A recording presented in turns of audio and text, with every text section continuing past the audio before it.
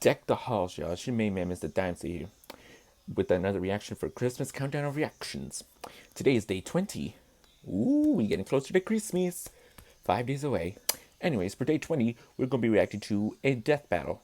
We got Crash taking on Spyro. I don't know what I'm trying to say here. I'm just joking right now. I have never heard of Spyro until some YouTuber played it. I've never heard of Spyro. Crash, I used to play a Crash all the time when I was little. So, considering I don't know much about Spyro, I probably have to see what he's about in order to take a vote on who will win. Anyways, let's go.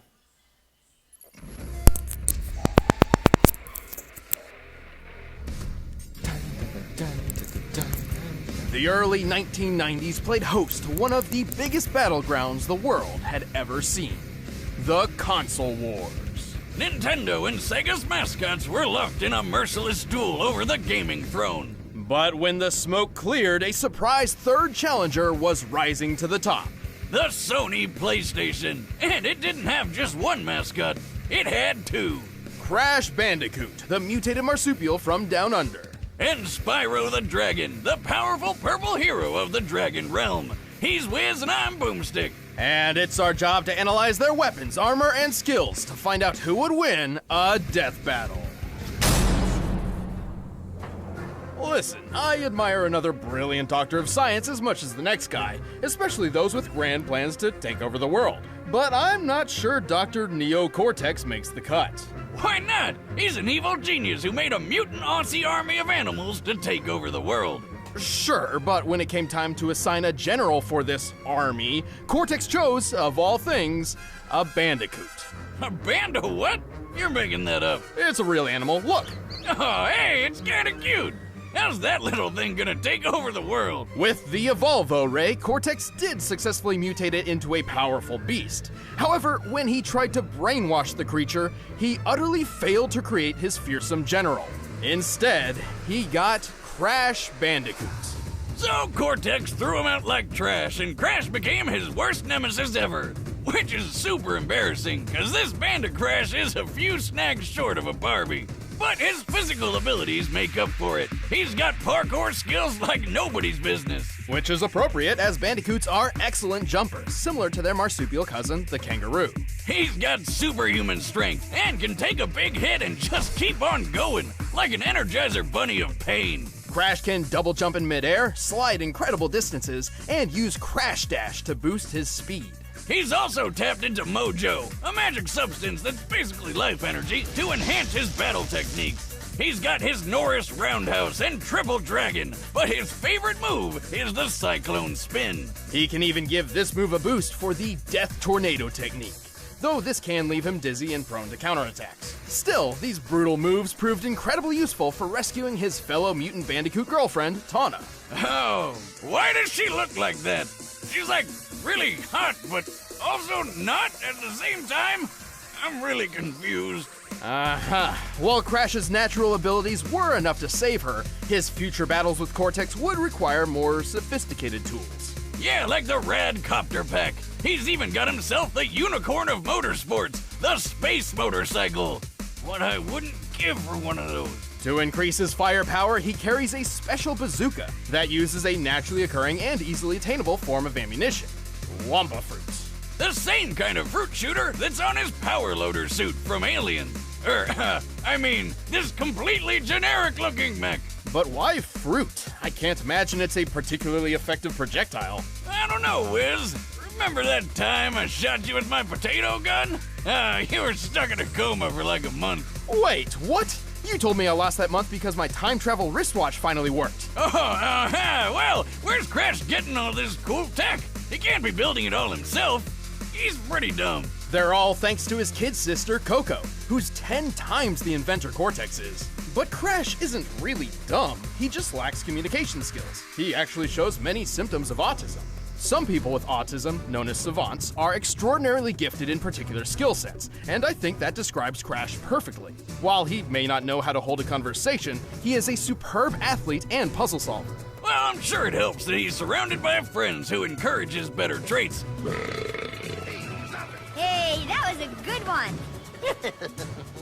Like Aku Aku, his magical mask foster dad, who's basically a god. Lucky bastard. Aku Aku's magical mojo prowess is quite impressive. He's very protective of Crash and will often step in when Crash is in trouble. But not always. Wiz, why can he teleport across dimensions on his own, but can't teleport Crash very far at all? This is as far as I can take us. We'll have to fight our way to the robot's interior and save your sister. Well, perhaps his fatherly intuition is kicking in, encouraging Crash to learn from his own mistakes and become his own man, or Bandicoot.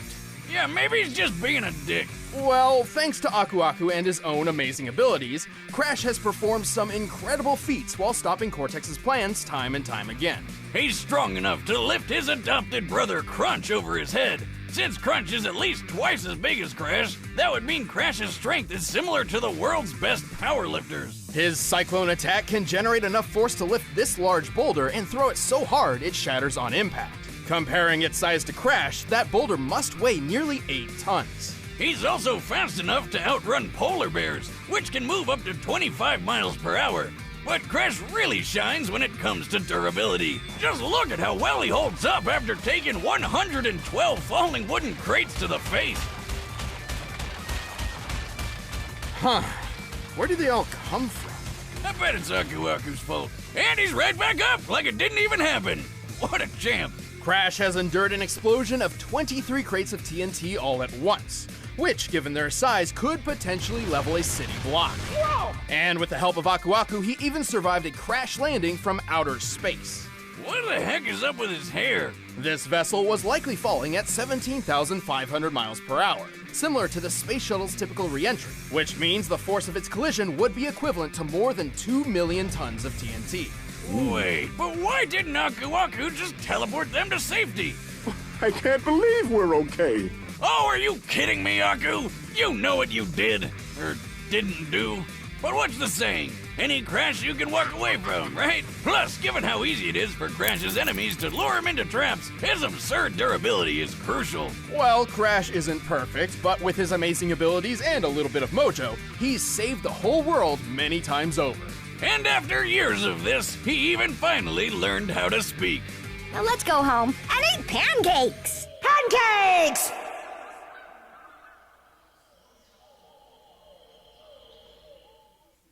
Wait, that's it? Now Spyro. Prophecy tells of a special purple dragon born every 10 generations, destined to be a hero of his age. This was the legend of Spyro. But when the ancient Dark Master Malefor learned of this, he swore to destroy Spyro before he even hatched. By the way, there are at least 3 different timelines for Spyro, but we're mainly sticking with the Legend of Spyro version, because he can do pretty much anything the other ones can, and more. Plus, I think they're all the same Spyro reincarnated anyway, since that's what the prophecy says, and look, that's totally Skylands being made at the end of Dawn of the Dragon. Ahem. Wild fan theories aside, Spyro was saved from Malefor's wrath by Ignitus, a guardian dragon. He decided to pull a Moses and send Spyro's egg floating down a river to who knows where. Okay, why do so many stories start with people just throwing babies into rivers? That's never a good idea. Wrong, Wiz. It worked out fine for Spyro. He was found and adopted by a family of dragonflies. And even without fellow dragons around, Spyro grew up to be a pretty good fighter. He's strong, tough, and makes good use of his horns, tail, and claws. But not his wings. Not yet. Without a dragon's parentage, Spyro remained mostly grounded during his childhood. But he got pretty good at using his head. Like the fun way, not the brainy stuff. You do not want to be on the other end of his charge attack. But one fateful day, everything changed. During a game of hide-and-seek with his quote-unquote brother, Sparks, they got into a bit of monkey business and, in desperation, Spyro unexpectedly breathed fire. This was Spyro's first hint that he was adopted. Hold up, you mean he thought he was an actual dragonfly the whole time? I can think of a few other hints, like, I don't know, anytime he saw his reflection. This revelation prompted Spyro to go on a journey in search of his true home among other dragons. Oh, and Sparks tagged along to help find treasure and protect his dragon brother from harm. Not like he needed it. He's the chosen one, bitch. He's got a bunch of awesome dragon powers. As a purple dragon, Spyro was not limited to just his fire breath. After finding and rescuing 4 great dragon guardians, they each became his teachers in the arts of elemental combat. Ignitus taught Spyro how to control fire and focus it into huge blasts. Voltaire showed him how to use electric breath to stun enemies and toss them through the air. Cyril taught him to freeze foes solid and fire ice shards. And Parador showed him how to use earth breath to split rocks and roll up into a ball. Spyro also honed his physical and chi combat with the martial art of Dragon Kata. Oh, and he finally learned how to fly. About time. Speaking of which, Spyro learned how to briefly slow down time to improve his reactions. Oh, damn. But all of this led to Spyro learning the ultimate element.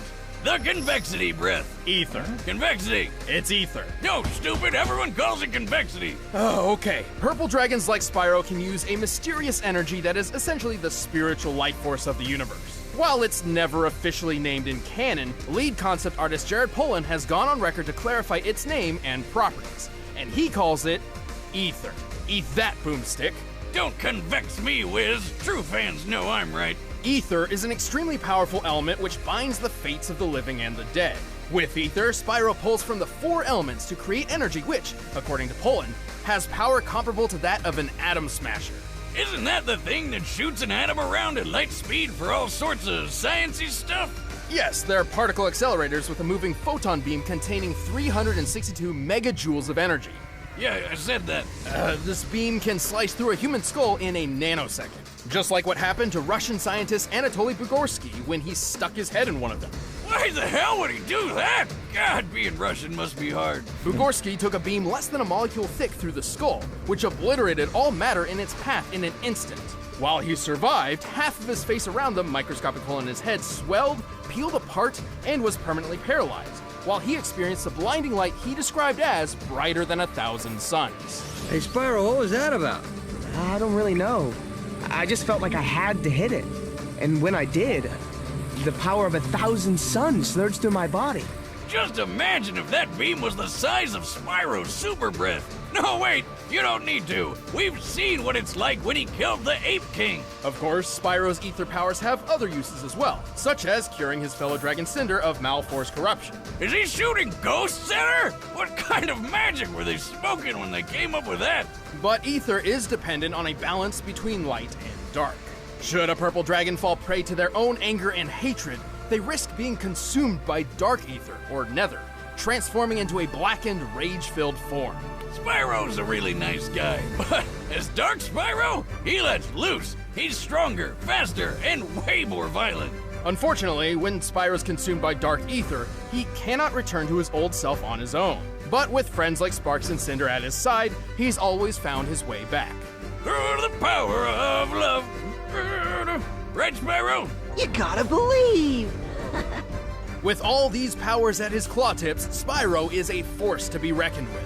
He's pretty quick, outracing biplanes that can fly over 159 miles per hour. He's pushed a gold statue about twice his size, and he's pretty tough, claiming his scales are impenetrable. So I'm electricity-proof too? I knew my scales were impenetrable, but now this? A bold claim, but let's look at the facts. Spyro once took a punch from this massive magma golem, which then lost its arm and replaced it with a cathedral tower. This cathedral is very similar in size to St. Stephen's Basilica, a Roman Catholic church in Budapest, Hungary. By taking the height, length, and depth of the basilica and adjusting for empty space, we can estimate the arm's mass to weigh over 400,000 tons. Assuming a low-end punching speed of 15 miles per hour, that of the average humans, the golem must have hit with at least 1.9 million tons of force.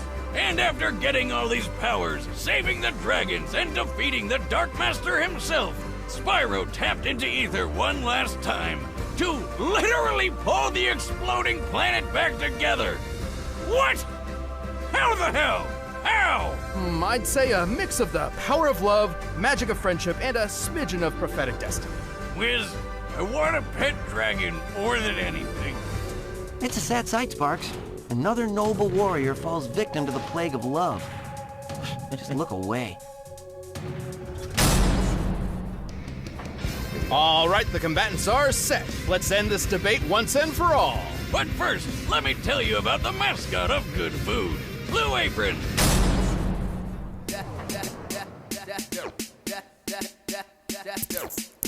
Blue Apron. That's right. Non-GMO. Delicious food. Woo!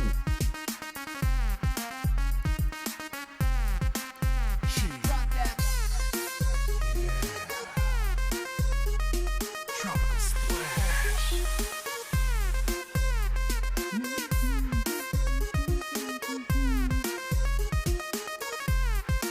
By now, you're probably shouting at your screen, where do I sign up? Well, Blue Apron is treating Death Battle viewers to $30 off your first order if you visit blueapron.com/battle. So check out this week's menu and get your $30 off at blueapron.com/battle. But right now, it's time for a Death Battle! I'm sorry, Crash, but I gotta go to Spyro.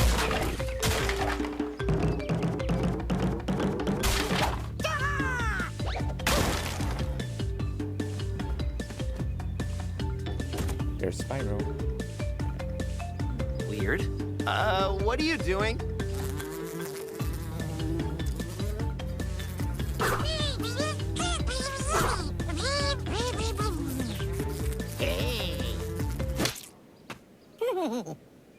Uh-oh. Sparks! No!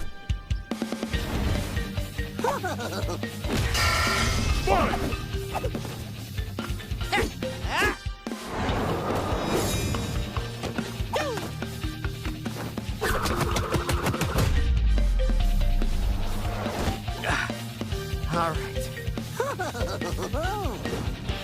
You asked for it.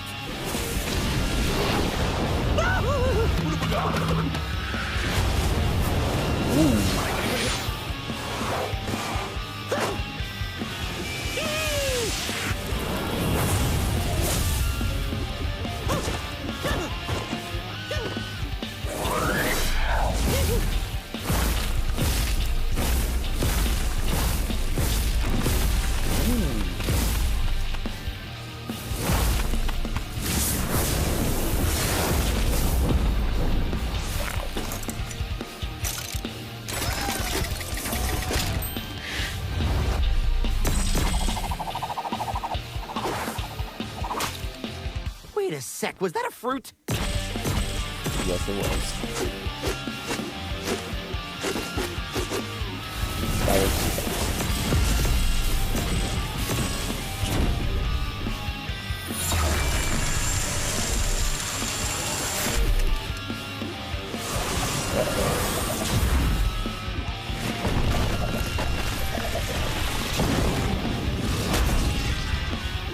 Spyro. Woohoo! Strike! Over. I figured. Where do you keep finding these things?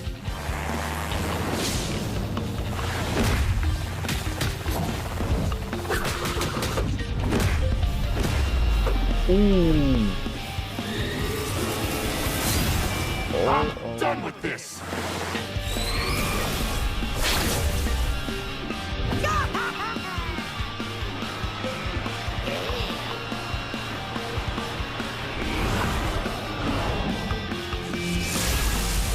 What have we got?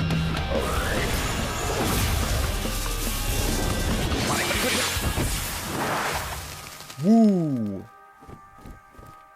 Nobody messes with me, pal. KO! I don't think Aku Aku's gonna pull Crash from the grave after that. Spyro had plenty of obvious advantages. His speedy flight let him control the pace of the battle, and his elemental arsenal gave him a much wider variety of attacks than Crash had ever seen in a one-on-one fight. Even with his extraordinary puzzle-solving skills, Crash was simply overwhelmed. But surprisingly, this wasn't nearly as one-sided as it looked on paper. With the strength to throw an 8-ton boulder, Crash was actually stronger than Spyro, and both of them had survived impacts worth around 2 million tons of force. How convenient! It's almost like they planned this all along. To be fair, we did have to lowball Spyro's durability against the Golem's punch. However, both of them had shown durability, which far exceeded much of their attack capability. So even with his gadgets, Crash really didn't have a good way to hurt Spyro very much. But the funny thing is, Spyro didn't have many attacks that could firmly hurt Crash either. They were both just too tough. Well, until Spyro used the Ether Breath, which could literally break matter apart at an atomic level. Not even Aku Aku could save Crash from a beam that intense. I guess Crash just couldn't spin this one. The winner is Spyro the Dragon. Hey guys, thanks for watching this episode of Death Battle. If you want to get the battle music for yourself, you can get it by clicking the link below. And if you guys want to see exclusive commentary on this episode, click that little box over there, first membership trial.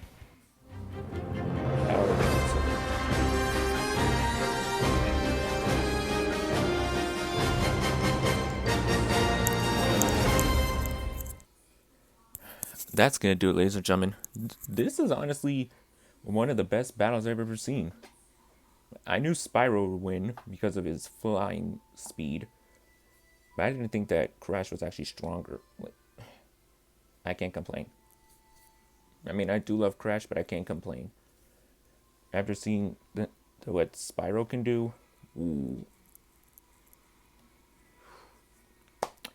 Well, let me know what you guys thought of this, and hope you guys enjoyed. Be sure to like, comment, subscribe, and share. What I want you to do, link is in the description down below. And I'll see you on the next video, which will be tomorrow, day 21. And usually I'm your Snaps here. Till then, happy holidays.